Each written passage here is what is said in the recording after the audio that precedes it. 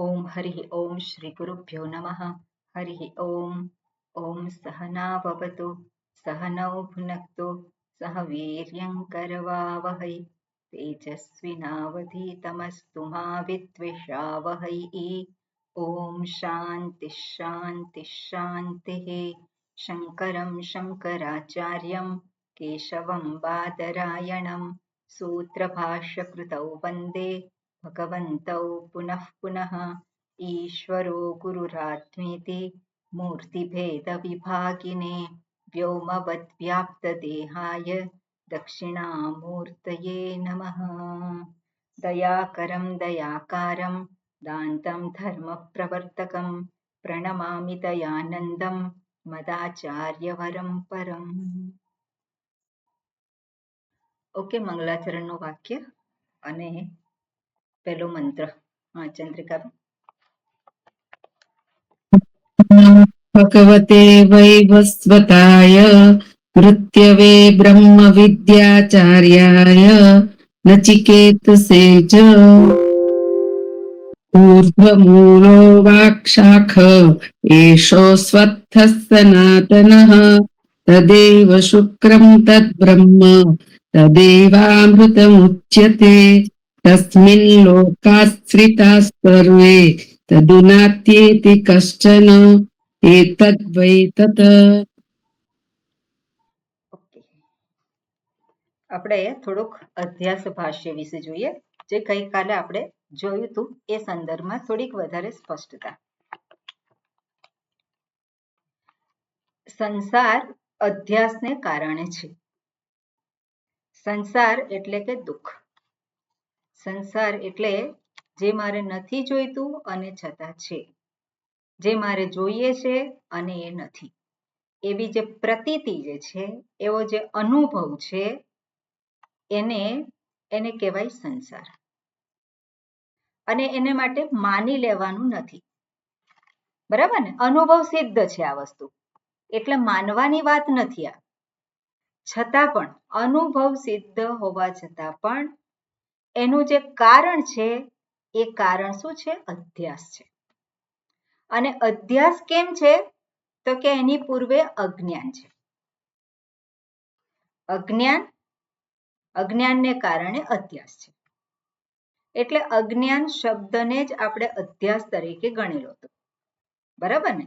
અજ્ઞાન જે છે, અભાવાર્થે અજ્ઞાન આપણે જે કહીએ તો જ્ઞાનનો અભાવ, પણ અભાવાર્થે એ નથી. કારણ કે જો અભાવ હોય, કઈ હોય જ નહીં, તો અધ્યાસ ક્યાં થાય? અધ્યાસની કોઈ સંભાવના નથી, અનુભવ થાય જ નહીં.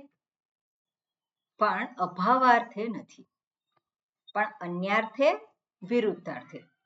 એટલે અવિદ્યા શબ્દ, અજ્ઞાન શબ્દ, એનો અધ્યાસ જે છે એ શું છે?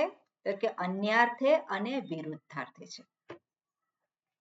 બરાબર? એટલે આપણે જોઈએ કે અન્યાર્થે જે વસ્તુ જેવી છે એને બદલે કંઈક જુદી જોવી. રજ્જુ સર્પનું ઉદાહરણ લઈને ગઈકાલે આપણે જોયું હતું. અને વિરુદ્ધાર્થે જ્યાં જેવું નથી, જેવી રીતે આકાશ ભૂરું દેખાય. હવે આકાશમાં કંઈ છે જ નહીં, એમાં આકારે નથી, અને છતાં પણ એ દેખાય છે. કેવું દેખાય છે?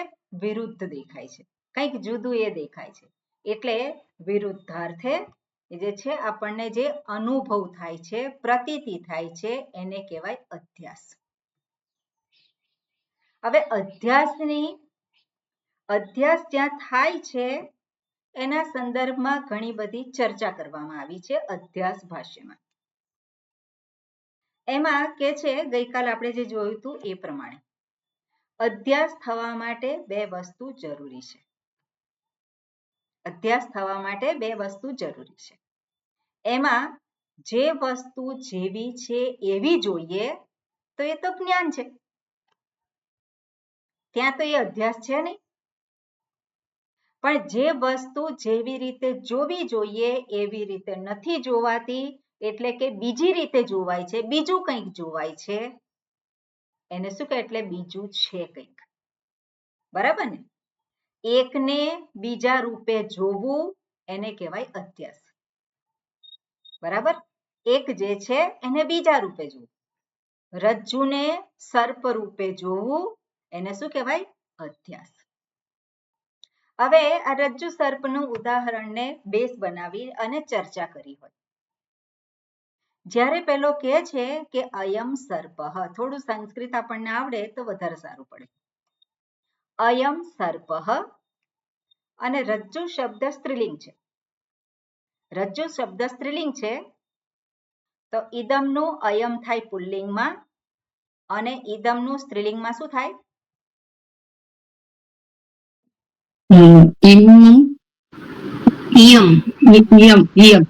બરોબર, સ્ત્રીલિંગમાં શું થાય? ઇયમ.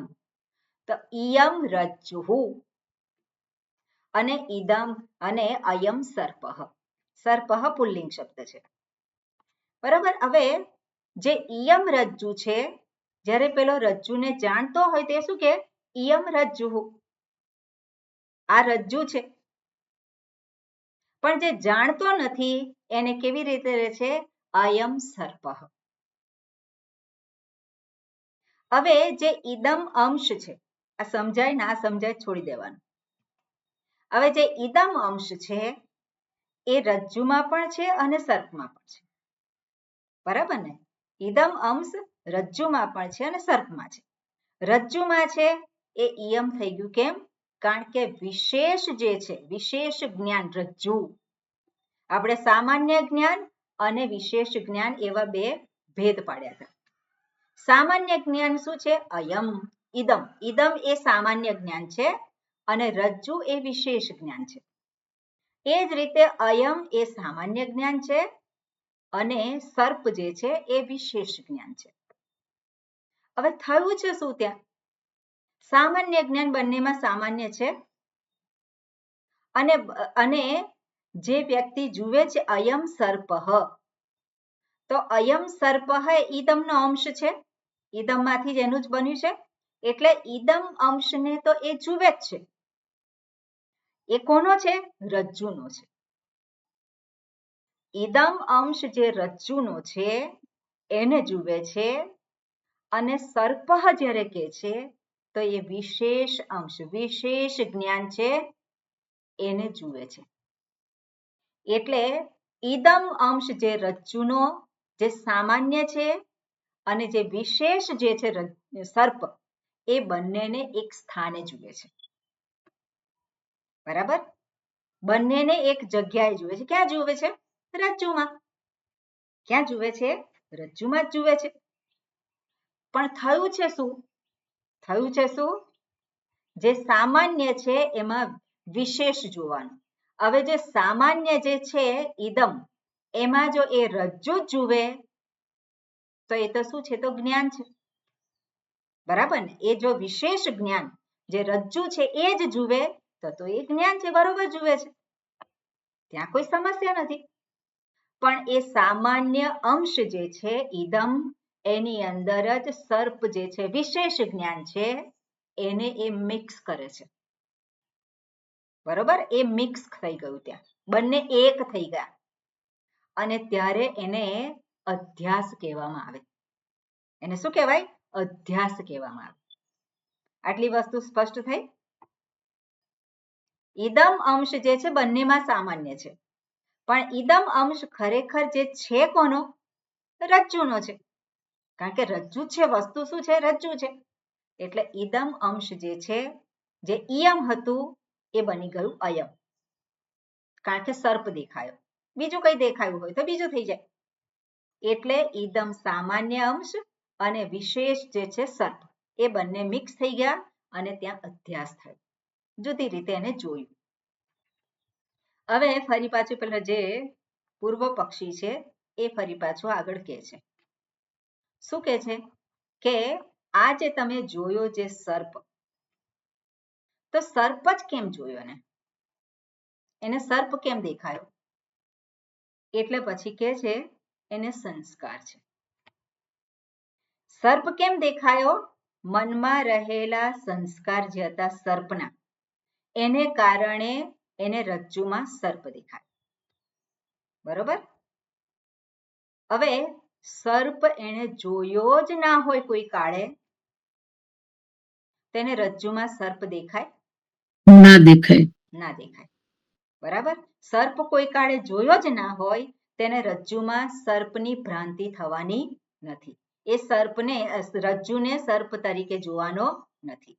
એનો અર્થ છે કે એના મનમાં સંસ્કાર સ્થાપિત થયા સર્પના, એની પહેલા એને સર્પ જોયેલો છે, અર્થાત એની પૂર્વે એને જ્ઞાન છે, સર્પનું જ્ઞાન છે. બરાબર, સર્પનું જ્ઞાન છે એટલે સંસ્કારની પૂર્વે એનું જ્ઞાન હોવું જરૂરી છે. સંસ્કાર જે છે એની પૂર્વે જ્ઞાન હોવું જરૂરી છે અને એ જે જ્ઞાન છે એ જ એના સંસ્કાર અને સંસ્કારનો અધ્યારોપ કરે છે, આરોપણ કરે છે રજ્જુમાં અને પછી કહે છે અયમ સર્પ. એટલે હવે તમે જુઓ કે આજે બે રજ્જુ અને સર્પ એ બંને જાણે કે એક થઈ ગયા. એક કેમ થઈ ગયા? સર્પનું જ્ઞાન હતું, એના સંસ્કાર પડ્યા અને એ સંસ્કારને આધારે એને રજ્જુમાં સર્પ જોયું. હવે આ ઉદાહરણ છે પણ જે દ્રષ્ટાંત છે, દ્રષ્ટાંતને આધારે જેને જોવાનું છે એ તો શું કહે છે? આત્મ અનાત્મ અધ્યાસ. બરાબર ને? અધ્યાસ જે છે શેનો છે? આત્માનો અનાત્મામાં, અનાત્માનો આત્મામાં. અહમ સ્થૂલઃ, હું સ્થૂળ છું, હું જાડો છું, હું પાતળો છું. તો જ્યારે હું જાડો છું એવું કહે છે ત્યારે હું જે સામાન્ય એ છે કે નહીં, સામાન્ય જ્ઞાન, હુંનું જ્ઞાન એ છે. અને જાડો છું એ કોને અનુલક્ષીને કહે છે? શરીરને. જે અનાત્મ ક્ષેત્રમાં છે. તો જાડો છું એવું જ્યારે કહે છે તો એ વિશેષ જે ભાન છે એ વિશેષ ભાન કોની સાથે જોડાયું? સામાન્ય જ્ઞાન, જે અહમ. અહમ. બરોબર. હવે ઉદાહરણમાં આપણે જોઈએ અયમ ઇયમ રજ્જુઃ અને અયમ સર્પ. બંનેમાં છે અયમ ઇદમ અંશ. પણ જ્યારે આપણે જોવા જઈએ આત્મા અનાત્મામાં તો હું સ્થૂળ છું, હું જાડો છું કે હું જાડી છું, તેમાં હું કેટલા છે? એક જ. હું જે છે તો કેટલા છે? એક જ છે. બે છે? બે નથી. હવે હું જે છે એને જુએ છે કે આજે સામાન્ય જે છે એ સામાન્ય અને વિશેષ જ્ઞાન શું છે? હુંનું નિત્ય છું, સત સ્વરૂપ છું, ચૈતન્ય સ્વરૂપ છું, એને એ જાણતો નથી પણ હુંનું ભાન એને છે. પણ જે શરીર, જે વિશેષ જ્ઞાન છે એ વિશેષ જ્ઞાનમાં હું છે? વિશેષ જ્ઞાનમાં હું કહીએ? હું નથી. એટલે એ જે વિશેષ જ્ઞાન જે છે એ પેલું સામાન્ય જ્ઞાન હું એની સાથે જ જોડાઈ ગયું. એને આપણે શું કહીએ? અધ્યાસ કહીએ. હવે જેવી રીતે ઉદાહરણમાં જોયું કે સર્પનું જ્ઞાન હોય તો જ એના સંસ્કાર થાય અને તો જ એનો અધ્યાસ થાય. એ જ રીતે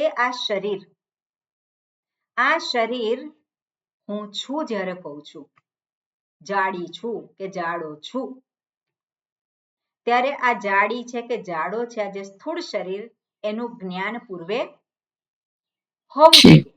એટલે હું જાડો છું એવું જ્ઞાન જો હોય તો એના સંસ્કાર હોય અને તો પછી એનો અધ્યાસ થાય. હવે જે શરીર જે છે એને પેલા એ ગણ્યું છે પોતાને. જ્યારથી આપણો જન્મ થયો છે ત્યારથી એક અજ્ઞાની તરીકે થયો છે કે જ્ઞાની તરીકે? અજ્ઞાની તરીકે જન્મ થયો છે એટલે આ સ્થૂળ શરીરને જ હું તરીકે હું લઉં છું. આ જે સ્થૂળ શરીર છે ત્યાં જ હું ભાવ છે. બરાબર ને? હું આ સ્થૂળ શરીરમાં જ હું ભાવ, એ રીતે જ હું જોઉં છું. હવે આ સ્થૂળ શરીરને હું તરીકે જોઉં તો આ સ્થૂળ શરીરનું ભાન પહેલા મને હોવું જોઈએ, એનું જ્ઞાન હોવું જોઈએ. એ જ્ઞાન હોય અને પછી અધ્યાસ થાય. પણ એનું જ્ઞાન હતું પહેલા, જ્ઞાન પૂર્વે પહેલા હોવું જોઈએ અને તો પછી અધ્યાસ થાય. એટલે પૂર્વ પક્ષી કહે છે કે આ હુંનું જ્ઞાન જે છે પહેલા ક્યાં હતું, પહેલા જ્ઞાન હોવું જોઈએ. એટલે સિદ્ધાંતી કહે છે અધ્યાસ માટે, સંસ્કાર માટે, અધ્યાસ માટે નહીં પણ સંસ્કાર માટે માત્ર જ્ઞાન હોવું એટલે કે પ્રમા હોવું, જ્ઞાન એટલે પ્રમા, પ્રમા હોય તો જ એના સંસ્કાર ઊભા થાય એવું નથી. પણ ભ્રમ થાય તો પણ એના સંસ્કાર ઊભા થઈ શકે. ભ્રમ હોય તો પણ એના સંસ્કાર તો થઈ શકે ઊભા. હવે ભ્રમ જે છે તો ભ્રમને માટે કોઈ કન્ડિશન છે ખરી? ભ્રમ થવા માટે કોઈ કન્ડિશન છે ખરી? કઈ કન્ડિશન છે કે અહીંયા ભ્રમ થાય? આપણે ઘણી બધી વસ્તુઓ જોઈએ છે અને ઘણું એવું હોય છે કે આપણે માન્યામાં ના આવે અને છતાં પણ એ વસ્તુ આપણે જોતા હોઈએ છીએ આપણા પોતાના જ વ્યક્તિત્વમાં. આપણને એવું થાય આવું મેં કેમ કહી દીધું, આવું મારાથી થયું કેમ? પણ થયું કે નહીં? થયું કે નહીં? થયું. એટલે ભ્રમ ન થાય એવું નથી. એટલે ભ્રમની સંભાવનાઓ રહેલી જ છે અને સંભાવના જે ભ્રમ થયો છે એના સંસ્કાર છે અને એ સંસ્કારને આધારે એને અધ્યાસ થાય છે. આ જગત કેવું છે? દરેક પાસે જવાબ છે કે નહીં જવાબ? આ જગત કેવું છે? કોઈ કે સારું છે, કોઈ કે રહેવા જેવું નથી. આ જગત કેવું છે? નથી સારું. કાગડા તો બધે કાળા. આ બધા જુદા જુદા જવાબ. સાચા છે? સાચા છે બધા? જે સાચું ના હોય ને શું કહેવાય? ભ્રમ કહેવાય. બરાબર ને? જગતના વિશેનો ભ્રમ. એટલે ભ્રમને કારણે પણ જે સંસ્કાર પડે અને એ સંસ્કારને આધારે એ આરોપણ કરે અને અભ્યાસ થાય. એટલે આ રીતે અહીંયા દર્શાવે છે કે અધ્યાસને માટે બે વસ્તુ જે છે એનું એક જ્ઞાન હોવું જરૂરી નથી, પણ ભ્રમ થાય છે એ પૂરતું છે. અને પછી છેલ્લે ત્યાં કહે છે અધ્યાસ ભાષ્યમાં કે આપણે જે અનુભવીએ છીએ, હું જાડો છું, હું ચિંતાતુર છું, હું ભયભીત છું.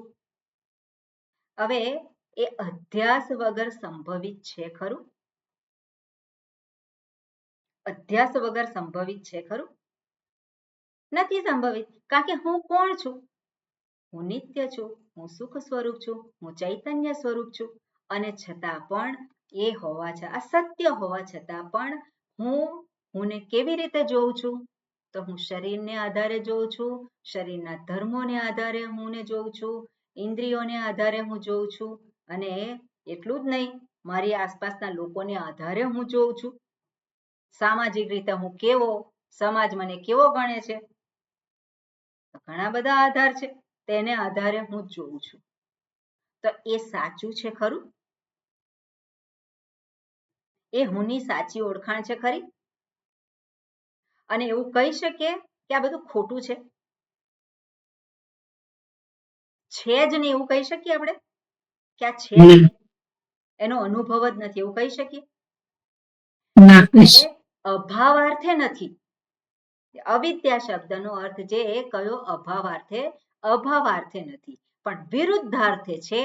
હુંને જેવી રીતે લેવો જોઈએ એવી રીતે હું જોતો નથી, ગણતો નથી, પણ કંઈક વિરુદ્ધ રીતે લેવું છું. હું સ્થૂળ છું. સ્થૂળ જે છે કોના ધર્મ છે? શરીરના.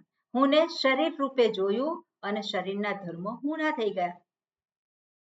એ શું થયું? એ અધ્યાસ થયો. અનાત્મા જે છે શરીર અને શરીરના ધર્મોનો આત્મા ઉપર અધ્યાસ. અને અધ્યાસ છે કે નથી, અધ્યાસ છે કે નથી, તો આપણે શું કહેવું પડે? છે અધ્યાસ, અનુભવ સિદ્ધ છે, એની પ્રતીતિ છે. હું જાડો છું એ અધ્યાસ છે કે નહીં?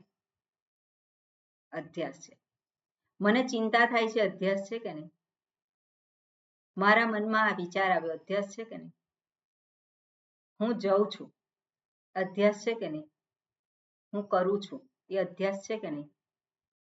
હું આમ છું, બધું અધ્યાસ છે કે નહીં?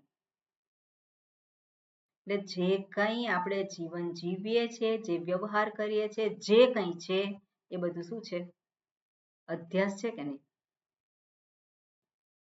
કારણ કે હું જેવો છું એવી રીતે હું જોતી નથી, જોતો નથી. તો શું છે? જે અનાત્મા છે એ અનાત્માના ધર્મો હુંમાં અને હું જે છે એના ધર્મો અનાત્મામાં આરોપિત થયા છે. હવે હું જાડો છું કે જાડી છું, ત્યાં શું થયું? અનાત્માના ધર્મો આત્માની ઉપર આપણે આરોપિત કર્યા. એવી જ રીતે આત્મધર્મ જે છે અનાત્મામાં પણ આરોપિત કરીએ છીએ. કેવી રીતે? હું જાણું છું, હું આ પેન છે એવું જાણું છું. તો હું જાણું છું એ કોનું છે? ચૈતન્ય, જ્ઞાન એ કોનું છે? ધર્મ એ હુંનો છે. જાણું છું, પણ આ પેન, તે પેનની ઉપર આરોપણ કર્યું. તો એ જે છે ચૈતન્ય સ્વરૂપનું નિત્યત્વ જે છે હુંનું, એનું પણ હું આરોપણ કરું છું. બેઠો બેઠો હું અને શું કહે? બેઠો બેઠો હું વિચારું છું. તો બેઠો બેઠો એ શું છે? પોતે જે છે કંઈ કરતો નથી. બેઠો બેઠો એટલે શું છે? જે એક્ઝિસ્ટન્સ પણ વિચારું છું. એ મન એટલે શું છે? એના આત્માના ધર્મો અનાત્માની ઉપર એ આરોપણ કરે છે. એટલે આ રીતે અધ્યાસ જે છે એ અધ્યાસની અહીંયા સિદ્ધિ કરે છે. બરાબર? એટલે સંસાર કેમ છે? હું દુઃખી કેમ છું? તો હું દુઃખી કેમ છું?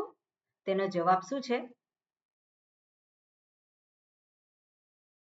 અધ્યાસ છે. અનાત્મા સાથે હુંનું મિલન. અધ્યાસની નિવૃત્તિ કેવી રીતે થાય? ગઈકાલે આપણે જોયું. જ્ઞાનથી, જ્ઞાન, વિવેક દ્વારા. અધ્યાસ એટલે જ અવિવેક અને અવિવેકને કારણે અધ્યાસ થાય છે. અધ્યાસની નિવૃત્તિ કેવી રીતે થાય? વિવેક. વિવેક કરવા માટે શું કરવાનું? શાસ્ત્ર, જ્ઞાન પ્રાપ્ત. જ્ઞાન એ શું કરે? અજ્ઞાનને દૂર કરે. હુંના સંદર્ભનું જે આજે જ્ઞાન એટલે શું છે? વિવેક કરીએ એટલે શું છે? બે વસ્તુ છે, બે વસ્તુને જુદી બતાવે. વિવેક જે બે ભેગા થઈ ગયા હતા, હવે એને જુદા તરીકે બતાવે. તેને શું કર્યું? વિવેક કર્યો. અને વિવેક કર્યો તો વિવેક કેવી રીતે કરે? જ્ઞાન. વિવેક જે કરવા માટે શું છે? શાસ્ત્ર જે પ્રમાણ છે અને શાસ્ત્રને આધારે એ જ્ઞાન પ્રાપ્ત કરવા માટે પ્રવૃત્ત થાય. એટલે જ્ઞાન શું કરે છે? જે વિરુદ્ધાર્થે જ્ઞાન, આપણે કહીએ વિરોધે, અવિદ્યા એટલે વિરુદ્ધ રીતે જે હું જોઉં છું એ વિરુદ્ધ જે છે એનો નાશ કરે. એટલે જ્ઞાન અજ્ઞાનનો નાશ કરે છે. જે હું નથી અને એવી રીતે હું જોઉં છું એનો એ નાશ કરે છે. એટલે અવિદ્યા એટલે શું છે? વિરુદ્ધાર્થે, અન્યાર્થે એનો એ નાશ કરે છે. ત્યાં એના માટે શું છે? વિવેક કરવાનું છે. એટલે અધ્યાસ નિવૃત્તિ માટે જરૂરી શું છે? વિવેક. અને વિવેક એટલે બે વસ્તુને જુદી જોવી. જે જેવી છે એવી એને જોવી. ઓકે, વિશેષ આપણે આવતીકાલે જોઈશું આના સંદર્ભમાં. પણ અહીંયા આપણે જોઈએ કે જે સંસારની વાત કરી છે અને એ સંસાર જે અધ્યાસ, સંસાર એટલે અધ્યાસ, જે કંઈ અનુભવીએ છે, જે કંઈ કરીએ છે, જે કંઈ આપણે જીવન જીવીએ છે એ શું છે? અધ્યાસ. અધ્યાસ. એ શું છે? અધ્યાસ. અધ્યાસમાં જ આખું જીવન પતી જશે એવું લાગે એટલે છે ઘણી આખું વખત. જીવન જે છે એમાં શું છે? અધ્યાસ જ છે. એટલે અધ્યાસ સિદ્ધિ આપણને આ વસ્તુ જાણવી કેમ જરૂરી છે? આપણે આ જાણીએ તો આપણે આપણી સમસ્યાને ઓળખી શકીએ કે સમસ્યા ખરેખર છે ક્યાં. કોઈક મને દુખી કરી શકે ખરું? કોઈ મને હેરાન કરી શકે ખરું? કોણ હેરાન કરી શકે? કોણ દુખી કરી શકે? હું આનંદ સ્વરૂપ છું, તો કોણ મને દુખી કરી શકે? કોણ હેરાન કરે? કોઈ હેરાન ના કરી શકે. અને છતાં પણ હું હેરાન થઉં છું, હું દુખી થઉં છું. કેમ થઉં છું? વિવેક નથી, બંને જુદા જુદા નથી, એટલે કે બંનેના ધર્મો એકબીજાની અંદર આરોપણ કર્યું છે. આત્મ અનાત્મ બંને કેવા થઈ ગયા? ભેગા થઈ ગયા, એક એન્ટિટી થઈ ગઈ. એક એન્ટિટી એટલે શું છે? એક રૂપે જેને જોયું. હું દુખી, હું હેરાન થઈ ગયો, હેરાન થઈ ગઈ, તેને બંને રીત જોઈ. પણ હું અને જે દુખી જે કહીએ છીએ એમાં દુઃખ છે, પણ દુઃખ ક્યાં આશ્રિત છે? દુઃખનું અધિકરણ ક્યાં છે? શરીરમાં. શરીર, ઇન્દ્રિય, મન, બુદ્ધિ અધિકરણ.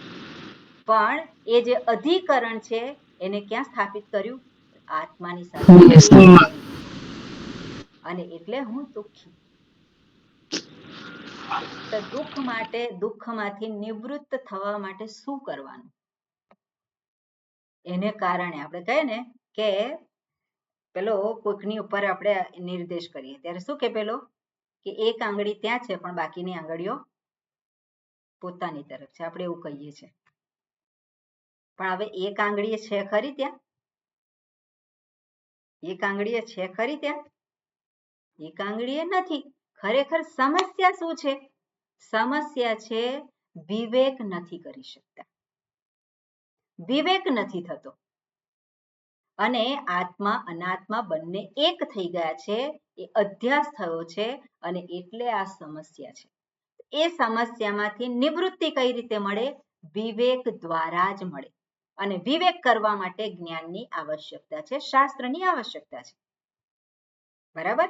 એટલે પ્રશ્ન સમજાય, સમસ્યા સમજાય તો સમસ્યામાંથી કેવી રીતે નીકળવું એ સ્પષ્ટ રીતે આપણે જોઈ શકીએ.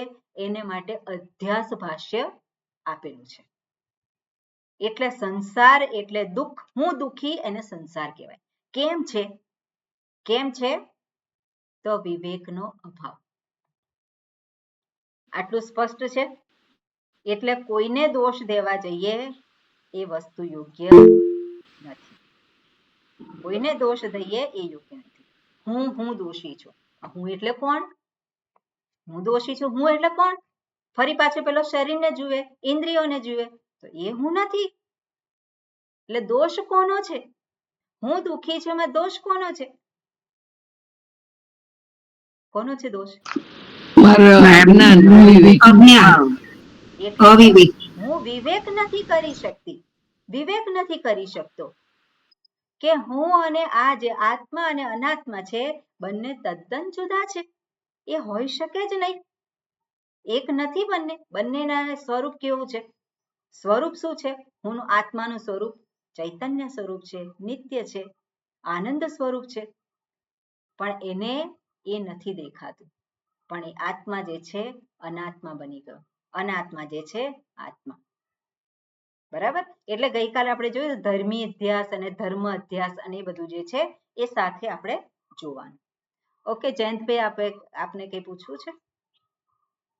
હા સ્વામીજી, આપણે આજે અધ્યાસ શાસ્ત્રની વાત કરી, એનું કોઈ એ પ્રકારનું કોઈ ગ્રંથ કે પુસ્તિકા કે પુસ્તક છે કે? એટલે બ્રહ્મસૂત્ર છે આમાં, અને બ્રહ્મસૂત્રમાં પહેલું અધ્યાસ ભાષ્ય એની ચર્ચા આવે છે. ઓકે. અત્યારે હું ભણું છું ત્યાં એ બ્રહ્મસૂત્રનું, એટલે અને આપણે ટોપિક છે એટલા માટે એનું થોડુંક એના વિશેનું કહું છું. બરોબર? પણ આ વસ્તુ જે છે એ બેઝિક છે. અને એટલા માટે આપણે આ વસ્તુને વારંવાર આપણા જીવનમાં જોવી જોઈએ. કોઈકને દોષ આપીએ, કોઈકને આપણે એ કરીએ તો એનાથી સમસ્યાનું સમાધાન નથી થતું. સમસ્યાનું સમાધાન કરવું હોય તો મૂળમાં જવું પડે કે સમસ્યા કેમ છે, અને મૂળમાં જઈએ ત્યારે આપણને ખબર પડે કે ખરેખર સમસ્યા તો મારા અવિવેકને કારણે છે. તો અવિવેકને કારણે છે તો વિવેક કરવાનો છે.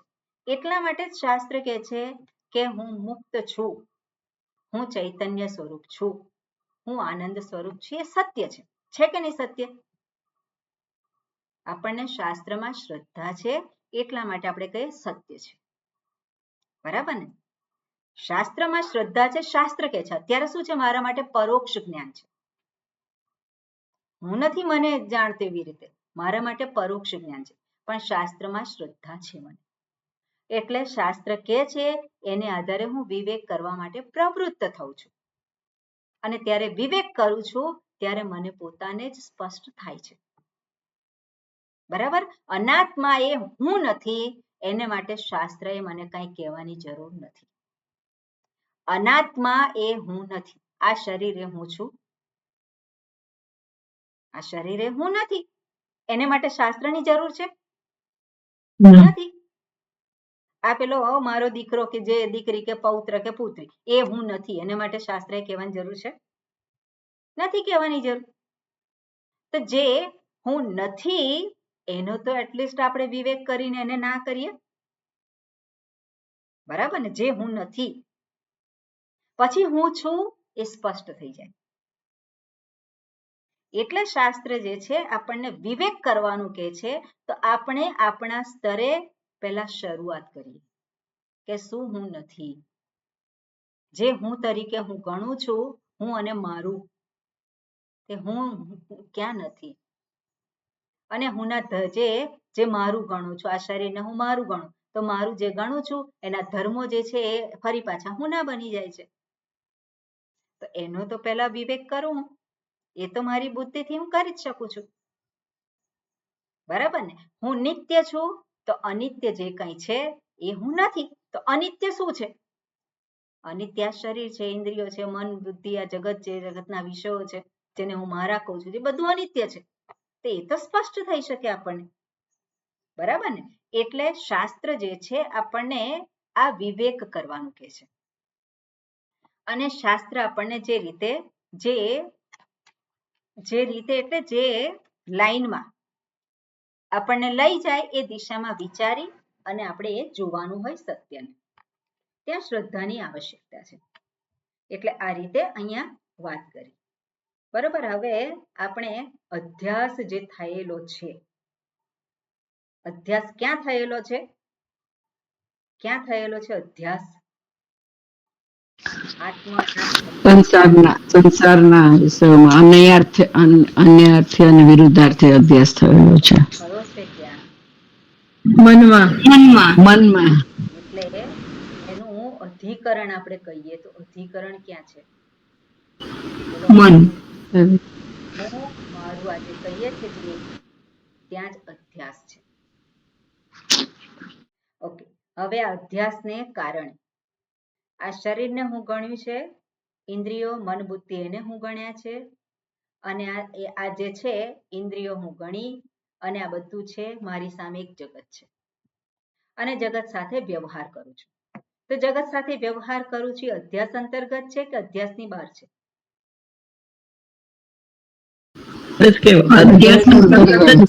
અંતર્ગત છે. કારણ કે આ શરીર, ઇન્દ્રિય, મન, બુદ્ધિને હું ગણ્યા વગર કેવી રીતે વ્યવહાર કરું? વ્યવહાર થાય જ નહીં. એટલે આ જે છે આ બધાને જે અધ્યાસ જે કહીએ છે, આ જગત સાથે જે કંઈ વ્યવહાર છે બધો અધ્યાસ છે. એટલે આજે શરીરથી શરૂ કરીને જે ગઈકાલે આપણે જોયું કે બ્રહ્માદિ સ્થાવરાંત, અવ્યક્તાદિ સ્થાવરાંત. તો અવ્યક્ત એટલે જે વ્યક્ત નથી, અને આપણે જોયું કે વ્યક્ત જે સમષ્ટિ સૂક્ષ્મ શરીર એ વ્યક્ત નથી. આપણે આગળ આ ચર્ચા આવેલી છે એને આધારે જ આપણે જોવાનું છે. સ્થૂળ શરીર કેવું છે? વ્યક્ત છે કે અવ્યક્ત છે? આ સ્થૂળ પ્રપંચ આપણે જગત કહીએ વ્યક્ત છે કે અવ્યક્ત? વ્યક્ત છે. વ્યક્ત છે. કેમ વ્યક્ત વ્યક્ત છે? છે. મારી ઇન્દ્રિયોથી હું એને ગ્રહણ જોઈ શકું છું. એટલા માટે એને વ્યક્ત કહેવાય. પણ મારી ઇન્દ્રિયોથી ગ્રહણ ન કરી શકું એવું છે કે નહીં? જગતમાં એવું પણ છે, એટલે એને કહેવાય સૂક્ષ્મ. એટલે સ્થૂળ શરીર, સૂક્ષ્મ શરીર. તો સૂક્ષ્મ શરીર અને સમષ્ટિ સૂક્ષ્મ શરીર, જેને કહેવામાં આવે છે બ્રહ્માજી. સમષ્ટિ સૂક્ષ્મ શરીર, એનું પણ કારણ કોણ છે? તે આપણે જોઈએ મહત. એ વખતે જોયું તું મહત. મહતનું કારણ પણ શું છે? તો કે માયા. માયાનું કારણ શું છે? તો કે અવ્યક્ત. અને અવ્યક્તનું કારણ શું છે? પરમાત્મા, સત્ય. એટલે અવ્યક્તથી શરૂ કરીને સ્થાવરાંત. સ્થાવરાંત એટલે શું છે? જે જીવ આપણે જોઈએ કે જીવોમાં સૌથી સ્થાવર તણખલું હોય, ઉગેલું હોય, તે શું છે? એમાં પણ જીવ છે. એટલે ત્યાંથી શરૂ કરીને અહીંયા સુધીનું બધું જે છે એ અધ્યાસ અંતર્ગત કહેવાય. બરાબર ને? એ બધું શું છે? અધ્યાસ અંતર્ગત કહેવાય. જેમાં બધા વ્યવહાર કરે છે અને જે કંઈ કરે છે, અનુભવો કરે છે, બધું અંદર આવી જાય. હવે એ જે છે એને વૃક્ષ રૂપે દર્શાવ્યું છે. એને શું છે? વૃક્ષ રૂપે. અને વૃક્ષ રૂપે દર્શાવી એટલે આ જે સંપૂર્ણ સૃષ્ટિ જે છે એને એક વૃક્ષ રૂપે દર્શાવી. એનું કારણ જે પરમાત્મા છે કેવું છે? એને જે મૂળ જે છે, કારણ એટલે જે મૂળ, અને મૂળ કેવું છે? ઉપર છે, ઉર્ધ્વ છે. અને સંસાર રૂપી વૃક્ષ કેવું છે? કાર્ય છે, નીચે છે. બરાબર? એ રીતે અહીંયા દર્શાવેલું છે. અને બીજી વાત એવું દર્શાવી કે આ વૃક્ષ કેમ કહ્યું છે? કારણ કે સંસાર રૂપી વૃક્ષનું છેદન થઈ શકે છે, એનો નાશ થઈ શકે છે. કઈ રીતે નાશ થાય? વિવેક જ્ઞાનથી એનો નાશ થાય. અસંગ શસ્ત્રેણ દૃઢેન છિત્વા, જે આપણે ગઈકાલે જોયું હતું, ભગવદ્ ગીતામાં કહ્યું છે ભગવાને. તો એ જે છે એનો નાશ થાય. એટલે વિવેક કરે તો અધ્યાસ રહેતો નથી, અને અધ્યાસમાંથી જ આ પ્રપંચ જે છે એ પ્રપંચ ઊભું થયેલું છે, એનો પણ નાશ થાય છે. હવે આજે સંસાર રૂપી વૃક્ષ જે પ્રપંચ જે છે એનું હવે નિરૂપણ કરે છે. અને શું કહે છે? ઓકે, આગળ જોઈએ શબ્દો થોડાક. હા, પ્રજ્ઞાબેન. જન્મ જરા મરણ શોકાદી. જન્મ જરા મરણ શોકાદી અનેકાનર્થાત્મકઃ પ્રતિક્ષણમ અન્યથા સ્વભાવઃ માયામરીચ્યુદક ગંધર્વ નગરાધિપત. માયામરીચ્યુદક ગંધર્વ નગરાધિપત. દૃષ્ટ નષ્ટ સ્વરૂપત્વાત. દૃષ્ટ નષ્ટ સ્વરૂપત્વાત. અવસાને ચ વૃક્ષવત અભાવાત્મકઃ. અવસાને ચ વૃક્ષવત અભાવાત્મકઃ. કદલી સ્તંભવત નિસ્સારઃ. કદલી સ્તંભવત નિસ્સારઃ. અનેકશત પાષંડ બુદ્ધિ વિકલ્પાસ્પદઃ. અનેકશત પાપંડ બુદ્ધિ પાષંડ. આમાં પાખંડ લખ્યું છે સ્વામીજી. ના, એને શ છે એકચ્યુઅલી, પણ હા. ના ના, ખ પણ આવે અથવા તો શ પણ આવે. આ ખ છે આમાં. હા, સત પાખંડ. જે પણ બોલો ચાલશે. અનેક શત પાષંડ બુદ્ધિ વિકલ્પાસ્પદઃ.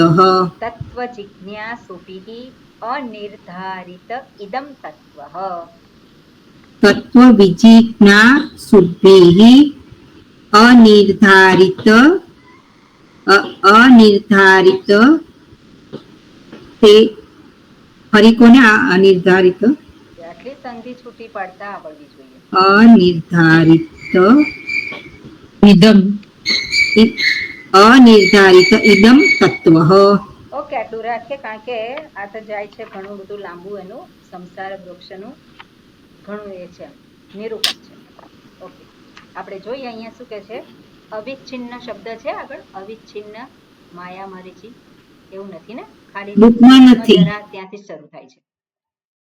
ઓકે, જન્મ જરા મરણ શોકાદિ અનેક અનર્થાત્મક.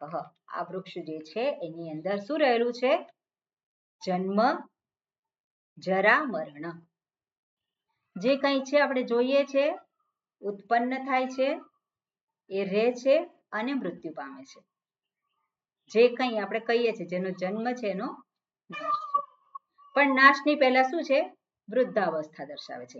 દરેક પ્રાણી માત્ર જે છે એનો નાશ થવાનો હોય એની પૂર્વે એનું જે કંઈ એને જે પ્રાપ્ત થયેલું છે, સ્થૂળ શરીર કે સૂક્ષ્મ શરીર, એમાં શું થાય છે? એમાં એનો ક્ષય થાય છે, એમાં ડિટેરિયોરેશન. એટલે એ આવે અને પછી એનો નાશ થાય. એટલે જન્મ જરા મરણ. એટલું જ નથી, ખાલી એટલું જ હોય તો બરોબર છે, પણ શોક છે કે નહીં? શોક રહેલો છે. શોક એટલે હું દુઃખી, હું ચિંતિત. બોલો, હું કર્યા કરે છે, તે શું છે? એ સુખી જ છે હંમેશા? એ સુખી નથી, મોટા ભાગે કેવો છે? દુઃખી જ છે. એટલે શું છે? ત્યાં શોક છે. હવે શોક જે છે એ અનુભવ સિદ્ધ છે કે કાલ્પનિક છે?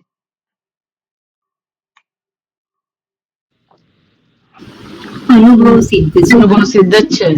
બરાબર ને? આ બધું કેવું છે? અનુભવ સિદ્ધ છે. જન્મ જરા મરણ શોકાદિ. શોકાદિ એટલે શોક થાય છે, આપણે કઈ સંતાપ થાય છે, પછી રડે છે. શોક અને પછી શું છે? રડવાનું હોય. રડવે, પેલો માથા કૂટે, બધું અનેક નખરા કરે, તે બધું શું છે? શોકાદિ અનેક અનર્થાત્મક. આજે સંસાર વૃક્ષનું નિરૂપણ કરે છે. એનો સ્વભાવ કેવો છે? એનું એક લક્ષણ છે. કયું લક્ષણ છે? કે જેમાં જન્મ જરા મરણ શોક, આગળ આવશે હો. તો એ બધું જે છે એમાં એ થાય છે. તે શું? અનેક અનર્થાત્મક. એમાં અનેક સમસ્યાઓ રહેલી છે. બરાબર? આમાં અનેક સમસ્યાઓ રહેલી છે. આપણે જગતમાં અત્યારે જોઈએ, એક સમસ્યા છે ભારતમાં. જગતમાં એટલે ભારતમાં આપણે જોઈએ, એક સમસ્યા છે. કેટલી સમસ્યા છે? એક દેશ તરીકે અનેક સમસ્યાઓ. તો ખાલી એક આપણા દેશમાં જ છે સમસ્યા? છે સમસ્યા. પર્યાવરણને આપણે જોઈએ તો પર્યાવરણમાં સમસ્યા છે કે નહીં? બધે સમસ્યાઓ છે. તો આ જે જગત જેને કહીએ છીએ તે સમસ્યાથી મુક્ત છે ખરું? નથી મુક્ત. એમાં અનેક સમસ્યાઓ રહેલી છે. એટલે અનેક અનર્થાત્મક પ્રતિક્ષણમ અન્યથા સ્વભાવ. પ્રતિક્ષણમ. ખંચનબેન પૂછવું છે કઈ? હાજી, આમાં મારામાં છે ને અવિચ્છિન્ન જન્મ જરા મરણ શોક આદિ. તો આમાં વિચ્છિન્ન એટલે તમે ડિવાઈડ કરી શકો, રાઈટ? ડિવાઈડ કરી શકો. એટલે અવિચ્છિન્ન એટલે જેને કટ નથી કરી શકતો, એટલે ડિવાઈડ નથી, એવું નથી ને આમાં? અવિચ્છિન્ન. વિચ્છિન્ન એટલે બરોબર કે વિચ્છેદ થવો એટલે એનો એ કરે.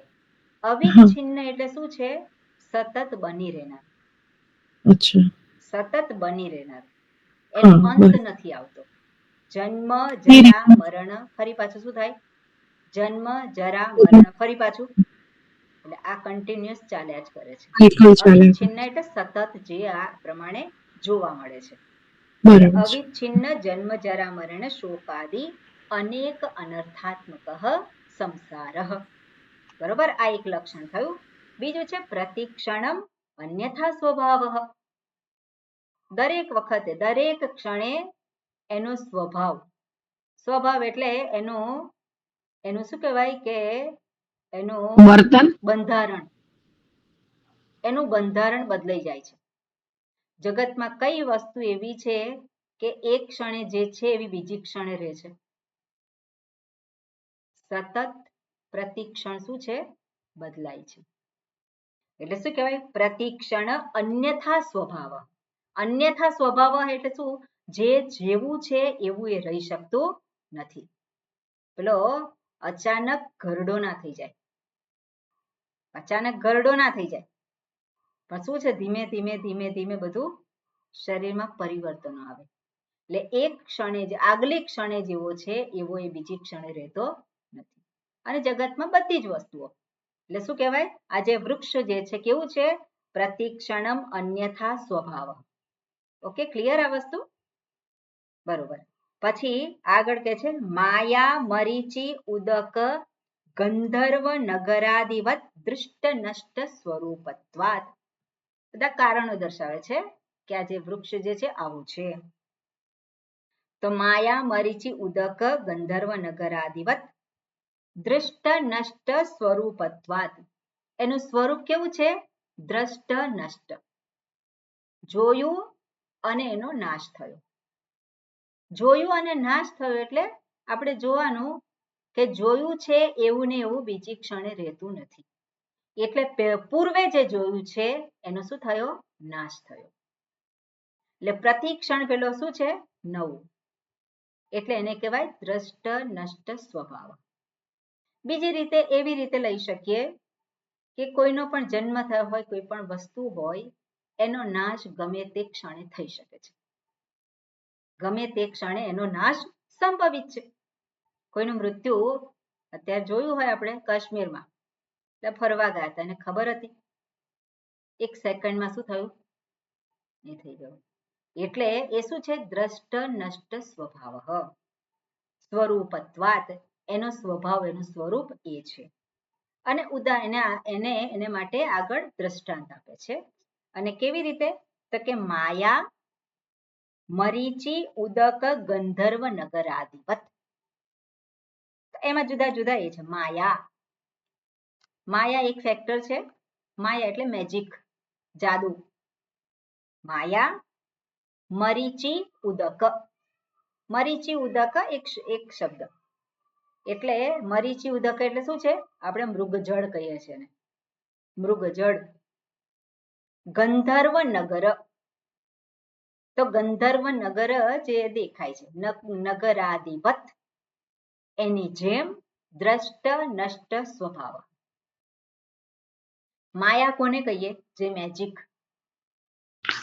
જાદુગરની. અને એ દેખાડે. માયા એટલે શું છે? ન હોય અને દેખાડે. ક્યાંથી? વિચાર આવી ગયો, કંઈ હતું નહીં અને ક્યાંથી વિચાર પ્રગટ થયો અને પેલો મૂડ આઉટ થઈ ગયો. એ શું છે? મેજિક છે કે નહીં? અહીંયા કંઈક થઈ જાય અને પછી બહાર મેજિક થાય, અભિવ્યક્તિમાં જાદુ થાય. એટલું જ નહીં, આપણે જગતમાં પણ જોઈએ છે. જગતમાં પણ બધું કેવું છે? બધું જાદુ જેવું છે. જે વસ્તુ આપણે કલ્પના ના કરી હોય અને છતાં પણ આપણને એવું જોવા મળે. જે વ્યક્તિના વિશે આપણે કલ્પના ના કરી હોય અને છતાં એ વ્યક્તિ એવું વર્તન કરતી જોવી મળે. તે શું છે? મેજિક છે કે નહીં? એટલે મેજિક છે. ગમે તે ક્ષણે ગમે તે થઈ શકે. એટલે એ માયા. મરીચી ઉદક, આપણે એને બીજી રીતે પણ જોઈશું. આપણે મરીચી ઉદક, તો મરીચી ઉદક એટલે શું છે? જે મૃગજળ દેખાય છે ખરું મૃગજળ? ખરેખર નથી. શું છે ત્યાં? છે શું?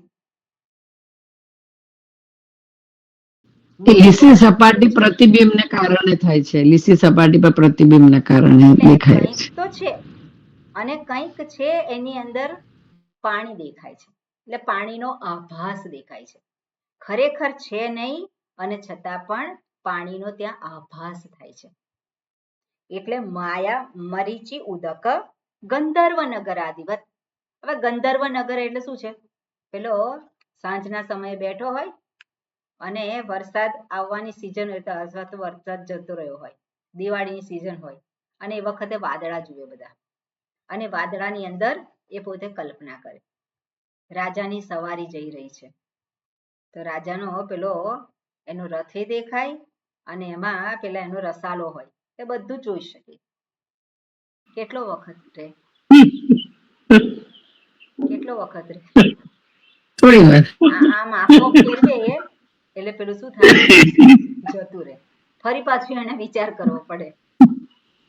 એવી જ રીતે આ જે જગત જે છે, જે આપણે જોઈએ છે, અનુભવીએ છે, જે પ્રતીત થાય છે, એ બધું જ કેવું છે? આની જેવું છે. દ્રષ્ટ નષ્ટ સ્વભાવ. જે કંઈ આપણને જે દેખાય છે બધું કેવું છે? દ્રષ્ટ નષ્ટ સ્વભાવ છે. જગત જે છે એમાં બધું જ કેવું છે? અનસર્ટેન. શું કહેવાય? અનસર્ટેન.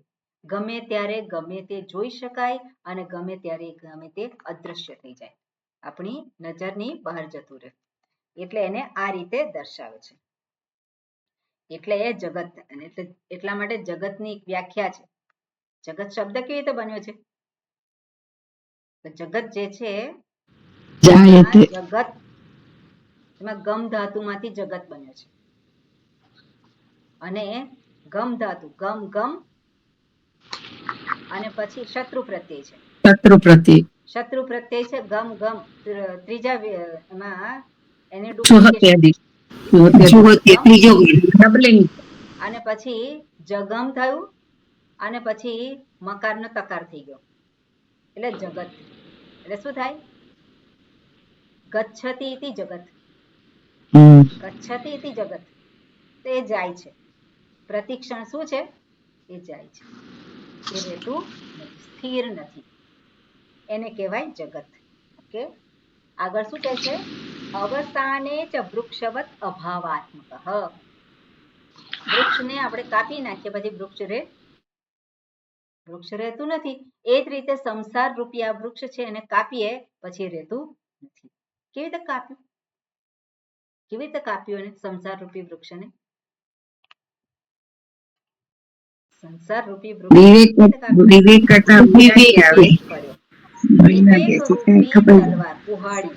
વિવેક રૂપી કુહાડીથી એને કાપ્યું. પછી રહ્યો સંસાર? પછી રહેતો નથી. એટલે કે છે અવસાને ચ વૃક્ષવત અભાવાત્મક. પછી સંસાર રહેતો નથી. ઓકે, પછી આગળ શું કહે છે? અભાવાત્મક કયું છે? હવે આના સંદર્ભમાં આપણે જોઈએ તો દર્શાવે છે ચાર પ્રકારના પ્રલય છે. એના સંદર્ભમાં 4 પ્રકારના પ્રલય. તેમાં જોઈએ કે નિત્ય પ્રલય, પછી નૈમિત્તિક પ્રલય, પછી આગળ જે છે પ્રાકૃત પ્રલય અને આત્યંતિક પ્રલય. પ્રલય અથવા તો લય બંને આપણે કહી શકીએ. હવે નિત્ય પ્રલય થાય, નિત્ય લય થાય. આ જગત રહેતું નથી. નિત્યનો લય થાય છે. જગત નથી રહેતું. ક્યારે? રોજ આ જગત જે છે અલોપ થઈ જાય છે, રહેતું જ નથી. ઊંઘમાં. સુષુપ્તિ. એને શું કહેવાય? ઊંઘ ના કહેવાય. આપણે આ ભણતા હોઈએ તો આપણે એવું ના બોલે. શું કે સુષુપ્તિ અવસ્થામાં આ જગત જે છે આ સંસાર વૃક્ષ કેવું થઈ ગયો? એનો લય થઈ ગયો. એ રહેતું નથી. એને શું કહેવાય? નિત્ય પ્રલય. આ જગતનો આ જે સંસાર જે છે એનો નિત્ય પ્રલય થાય છે. અને આપણા માટે એ જરૂરી છે કે નહીં? જો એ ના થતો હોય તો પેલો વ્યક્તિ શું થાય?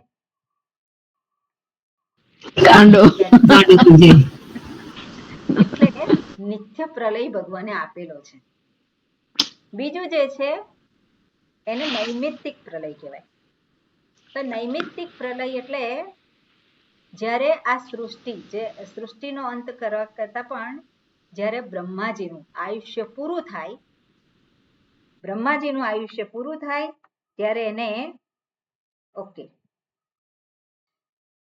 બરાબર, બ્રહ્માજીનું આયુષ્ય નહીં પણ બ્રહ્માજીનો એક દિવસ પૂરો થાય.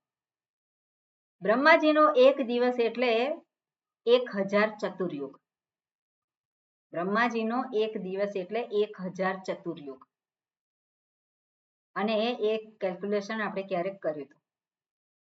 તો એ 1000 ચતુર્યુગ પૂરા થાય એટલે ફરી પાછો બ્રહ્માજીનો એક દિવસ પૂરો થયો એટલે હવે શું થયું? રાત શરૂ થઈ અને રાત પણ એટલી જ લાંબી હોય અને ફરી પાછો બીજો દિવસ શરૂ થયો એટલે નવી ફરી પાછી સૃષ્ટિ શરૂ થઈ.